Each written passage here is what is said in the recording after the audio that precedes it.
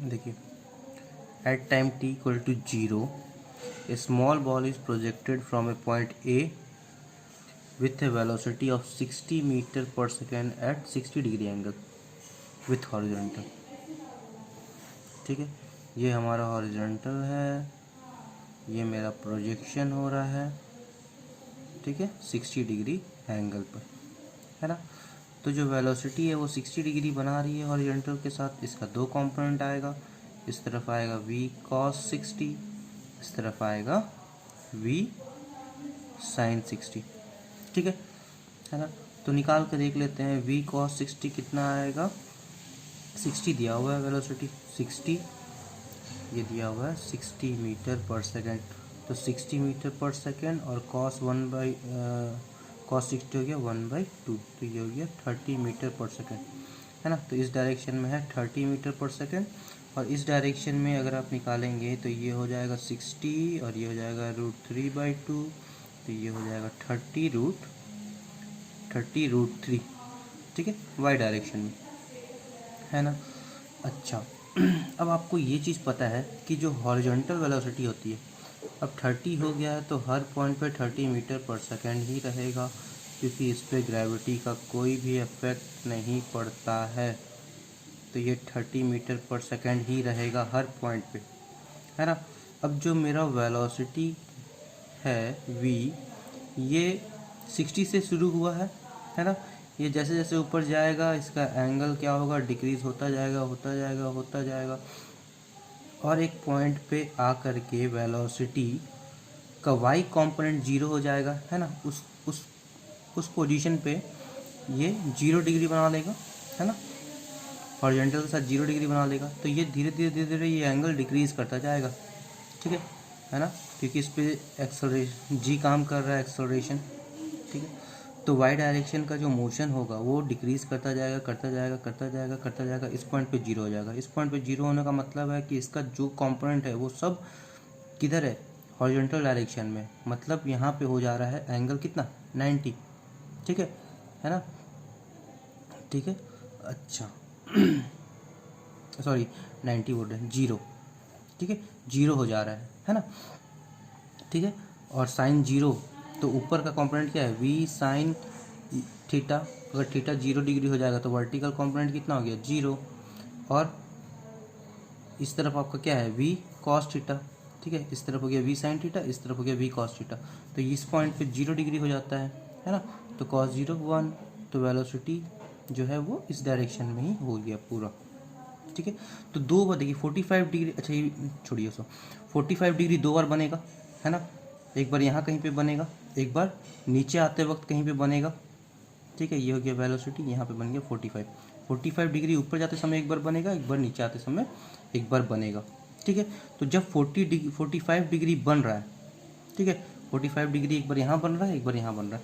अब जब 45 डिग्री बन रहा है उस समय भी हॉरिजॉन्टल वेलोसिटी तो जो है वो 30 मीटर पर सेकंड ही रहेगा, यहाँ पे भी 30 मीटर पर सेकंड ही रहेगा, है ना। अब देखिए कोई भी वेक्टर है ना, अगर ये 45 डिग्री बना रहा है, ठीक है, तो इस तरफ कंपोनेंट क्या आएगा v cos 45, इस तरफ v sin 45, है ना। और sin 45 का भी वैल्यू होता है 1/√2, cos 45 का भी वैल्यू होता है 1/√2, ठीक है। अब आपको ऑलरेडी पता है इधर 30 मीटर पर सेकेंड ही होगा, 30 मीटर पर सेकेंड ही होगा इस तरफ, और इस तरफ क्या होगा, ठीक है। तो ये 45 है ना, तो इसका जो कंपोनेंट बनेगा 45 डिग्री का, इस तरफ भी, इस तरफ जो आएगा वही इस तरफ भी आएगा, ठीक है। इक्वली डिवाइड होता है 45 डिग्री में, जैसे v cos 45, है ना। तो यहाँ पे जो वैल्यू होगा v cos 45 का जो वैल्यू होगा v sin 45 का भी वैल्यू वही होगा, क्योंकि sin 45 भी 1/√2 होता है और cos 45 भी 1/√2 होता है। अब आपको ऑलरेडी पता चल गया कि यहाँ पर 30 मीटर पर सेकेंड है, तो इस तरफ भी 30 मीटर पर सेकेंड ही होगा, एग्री करते इस बात को। अब ऊपर की तरफ जा रहे हैं तो आप प्लस कंसिडर करेंगे, और ये वाला केस अगर हम ले लेते हैं जो कि नीचे की तरफ आ रहा है, ठीक है, तो उस केस में क्या होगा, ये तो आपका 30 मीटर पर सेकंड है ही, यहाँ से ये 45 बना रहा है, ठीक है ना। ये मान लीजिए आपका v है, तो इस तरफ हो गया v cos 45 और इस तरफ हो गया v sin 45, ठीक है। cos 45 का वैल्यू 1/√2, sin 45 का वैल्यू 1/√2, ठीक है, दोनों वैल्यू क्या हो रहा है, बराबर हो रहा है। इस तरफ आपको पता है 30 मीटर पर सेकेंड होगा, ठीक है, तो इस तरफ भी क्या होगा, 30 मीटर पर सेकेंड ही होगा, लेकिन चूंकि ये नीचे आ रहा है इसलिए इस बार नेगेटिव होगा। ठीक है, तो मुद्दे की बात सिर्फ इतनी है कि 45 डिग्री अगर बनाता है कोई वेक्टर, है ना, तो इसका दोनों तरफ का कंपोनेंट बराबर होता है। ठीक है, ठीक है ना, जैसे मान लो यहाँ पर 10 है, ठीक है, यहाँ 45 हो रहा है, तो इस तरफ कितना आएगा, 10/√2, इस तरफ कितना आएगा 10/√2, तो 10/√2 10/√2 दोनों तरफ बराबर है। ठीक है, वैसे यहाँ पे भी होगा, अगर 30 मीटर पर सेकंड है तो इस तरफ भी 30 मीटर पर सेकंड होगा, इधर 30 मीटर पर सेकंड है तो आपका वाई डायरेक्शन में भी 30 मीटर पर सेकंड ही होगा। ठीक है, क्योंकि 45 में जो कंपोनेंट होता है मेरा वो बराबर हो जाता है। ठीक है ना, तो अब देखिए बस इसके बाद यही यूज़ करना है, v = u + at। ठीक है, वाई डायरेक्शन का मोशन को कंसीडर कर रहे हैं हम, है ना, तो यहाँ से हमको टाइम निकालना है, तो टाइम हो जाएगा v/u/y/ay। ठीक है ना।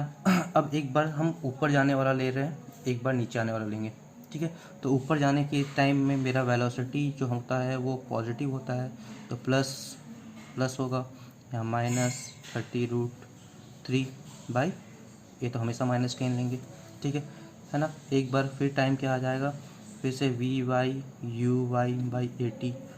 सॉरी, तो इस बार नीचे आ रहा है। ठीक है, नीचे आते समय हम लोग क्या लेते हैं, नेगेटिव लेते हैं, तो -30 -30√3/-10। ठीक है, तो जो आंसर आएगा उतना सेकंड 2 टाइम हो गया, जहाँ पे आपको 45 डिग्री एंगल मिल रहा है। ठीक है।